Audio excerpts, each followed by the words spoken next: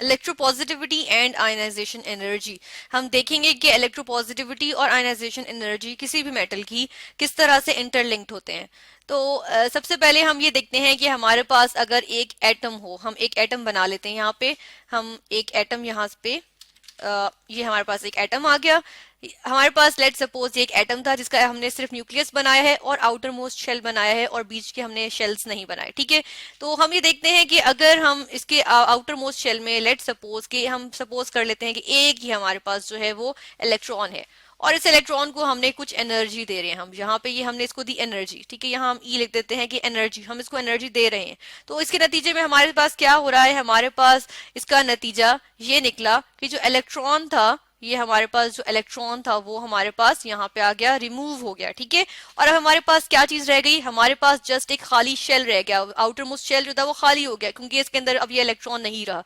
तो क्या हुआ कि इलेक्ट्रॉन के रिमूव होने से हम ये देखते हैं कि हमारे पास जो है वो इलेक्ट्रॉन रिमूव हुआ। यानी कि पहले क्या था, एटम में हमारे पास जो था, ये हमारे पास एटम था। तो एटम हम कहते हैं कि न्यूट्रल होता है, यानी कि इसके आउटर मोस्ट, यानी कि इसके जितने number of electrons, total number of electrons जो है वो नंबर ऑफ प्रोटॉन्स के इक्वल होते हैं, यानी कि पॉजिटिव और नेगेटिव साइन इक्वल हो गया। तो हमारे पास एटम न्यूट्रल आया।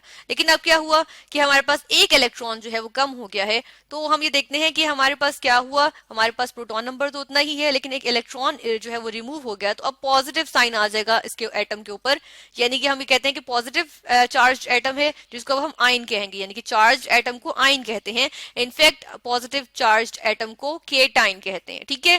तो हमारे पास आगे केटाइन। और ये जो प्रोसेस हुआ आयन के बनने का या फॉर्मेशन ऑफ आयन, तो इसको हम कहते हैं आयनाइजेशन, ठीक है। इसको, इस प्रोसेस को कहा जाता है आयनाइजेशन कहा जाता है, ठीक है।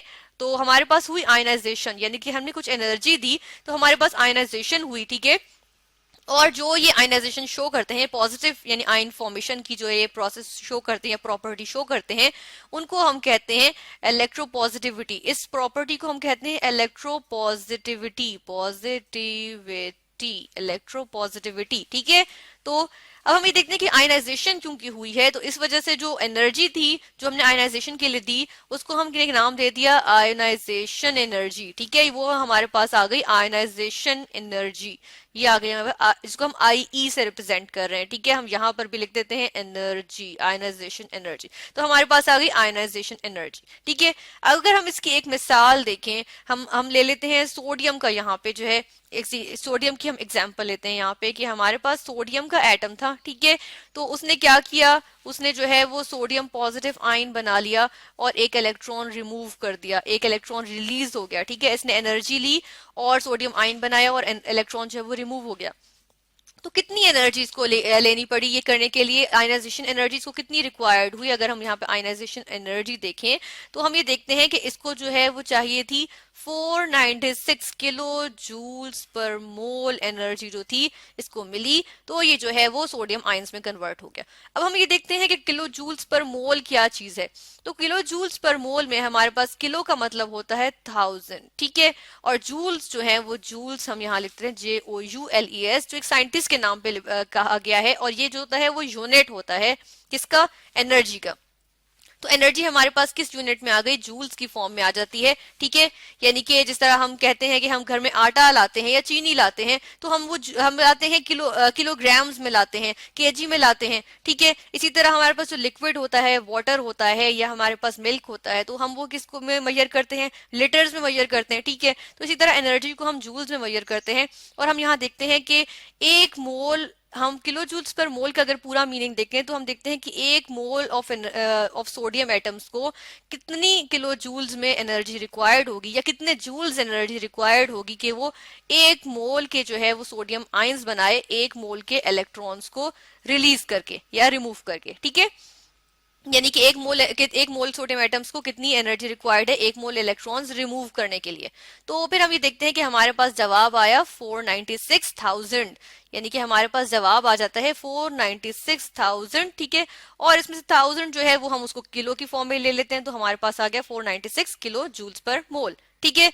फिर अब हम देखते हैं यहाँ पर पीरियोडिक टेबल हमारे पास आ गया। पीरियोडिक टेबल में हम अगर हम देखें तो हम एक ट्रेंड देख लेते हैं कि हम वो ट्रेंड देखते हैं कि ग्रुप में या पीरियड में हमारे पास क्या ट्रेंड होता है, कि जिसमें हम देखें तो हमें पता चले आयनाइजेशन एनर्जी और इलेक्ट्रोपॉजिटिविटी किस तरह लिंक्ड है। तो हम अब एक ग्रुप में, ये ग्रुप 1A ले लेते हैं, हम लिथियम से जो है वो सीजियम पे जाते हैं। तो हम यानी कि हम क्या कर रहे हैं, हम टॉप टू बॉटम जा रहे हैं। तो टॉप टू बॉटम जाते हुए हम देख रहे हैं कि साइज जो है वो इंक्रीज कर रहा है, साइज इंक्रीज कर रहा है। और किस वजह से इंक्रीज कर रहा है, हम अगर यहाँ पे जायजा लें तो हमें पता चलता है कि अगर हम यहाँ पे लिथियम का जो है वो एटम बना लेते हैं, ठीक है, हम यहाँ पे एग्जाम्पल के तौर पे लिथियम का जो है वो, ये हमने बनाया लिथियम का एटम, ठीक है।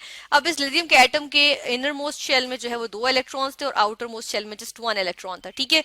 फिर इससे नीचे हम सोडियम में जाएं तो हमारे पास एक शेल इंक्रीज कर जाएगा, ठीक है। अब यानी कि इस वाले शेल में अब हमारे पास 8 इलेक्ट्रॉन्स हो गए और आउटर मोस्ट शेल में 1 इलेक्ट्रॉन आ गया। फिर हम अगर जाएं इससे भी नीचे जाएं तो हम देखते हैं आता है हमारे पास पोटेशियम। तो पोटेशियम के आउटर मोस्ट शेल में अब आ गया 1 इलेक्ट्रॉन और इससे नीचे वाले इलेक्ट्रॉन हमारे बाकी शेल्स जो है वो कंप्लीट है।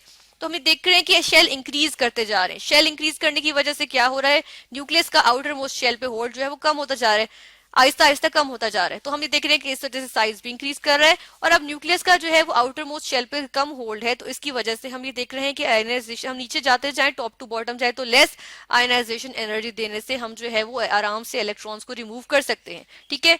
लेस आयनाइजेशन एनर्जी चाहिए, इसका मतलब है कि थोड़ी एनर्जी देके हम ज्यादा इलेक्ट्रोपॉजिटिविटी गेन कर रहे हैं, ठीक है। इलेक्ट्रोपॉजिटिविटी, इलेक्ट्रोपॉजिटिविटी के लिए मैं इस तरह से लिख रही हूँ, ठीक है।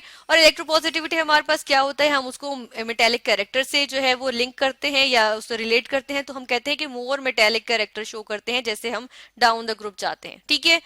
फिर हम यही वाला जो है वो हम टॉप टू बॉटम को डिस्कस करने में यूज करेंगे, हम यही लिथियम का एटम। तो हम अब कह रहे हैं लेफ्ट टू राइट, हम टॉप टू बॉटम हमने डिस्कस कर लिया, अब हम कर रहे हैं लेफ्ट टू राइट। तो लेफ्ट टू राइट में अगर हम यही लिथियम का एटम जो है वो हम फिर से बना लें, ठीक है, ये हमारे पास आ गया लिथियम का एटम, ठीक है। अब क्या हो रहा है, लिथियम के इनर मोस्ट शेल में 2 इलेक्ट्रॉन्स आ सकते हैं, 2 आ गए। उसके बाद आउटर मोस्ट शेल में जस्ट 1 इलेक्ट्रॉन। फिर हम लिथियम से गए बेरिलियम पे तो एक और इलेक्ट्रॉन के इसमें इंक्लूड हो गया। फिर हम जाते हैं एक और इलेक्ट्रॉन इंक्लूड हो गया, फिर यानी लेफ्ट टू राइट जाते जा रहे हैं, फिर हम राइट पे जा रहे हैं, फिर एक और, फिर एक और इस तरह से करके नियॉन पे जब हम पहुंचे हैं तो हमारे पास शेल जो है वो उसका ऑक्टेट कंप्लीट, यानी नियॉन पे हमारे पास 8 इलेक्ट्रॉन्स आउटर मोस्ट शेल में आ गए, ठीक है। अब क्या हो रहा है, इसमें हम देख रहे हैं कि उसी शेल में जो है वो उसी सेम शेल में हमारे पास कोई एडिशन नहीं हो रही शेल की, जिस तरह हम टॉप टू बॉटम जाते हैं वो हो रही थी, बल्कि लेफ्ट टू राइट में शेल में उसी शेल में इलेक्ट्रॉन्स इंक्रीज कर रहे हैं।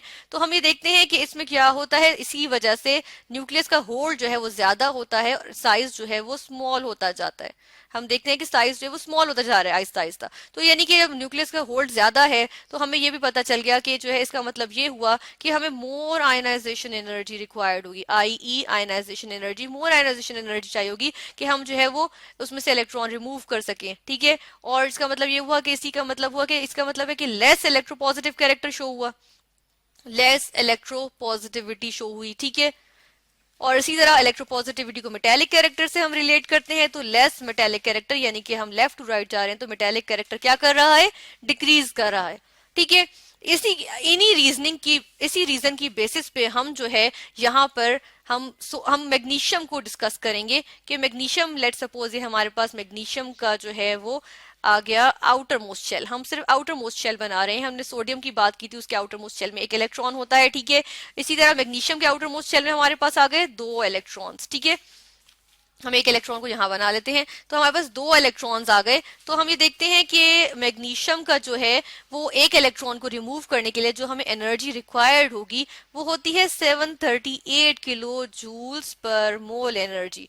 और ये हमारे पास हम देखते हैं कि हमें तो सोडियम के लिए तो हमें सिर्फ 496 चाहिए थी किलो जूल्स पर मोल एनर्जी, क्योंकि मैग्नीशियम के लिए हमें ज्यादा चाहिए, वो हमने देखा कि साइज स्मॉल होता जा रहा है तो मोर आयनाइजेशन एनर्जी चाहिए, ठीक है।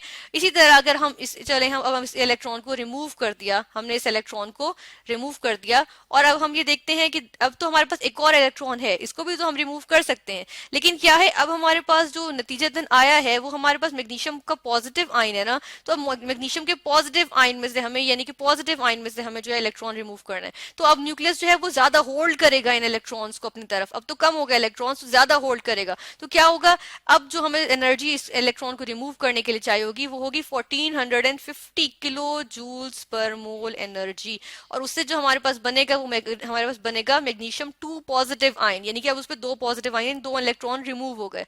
ठीक है, तो हम ये देखते हैं कि हमारे पास जो है वो ये जो एनर्जी आई वो आ गई सेकेंड आयनाइजेशन एनर्जी, इसको हम IE2 से रिप्रेजेंट करते हैं, और फर्स्ट आयनाइजेशन एनर्जी को हम रिप्रेजेंट कर देते हैं IE1 से। ठीक है, तो हमने आज देखा कि हमारे पास आयनाइजेशन एनर्जी की भी first ionisation energy, second ionisation energy, trend of electropositivity and ionisation energy in periodic table, और हमने देखी आयनाइजेशन एनर्जी डिफरेंट एटम्स की।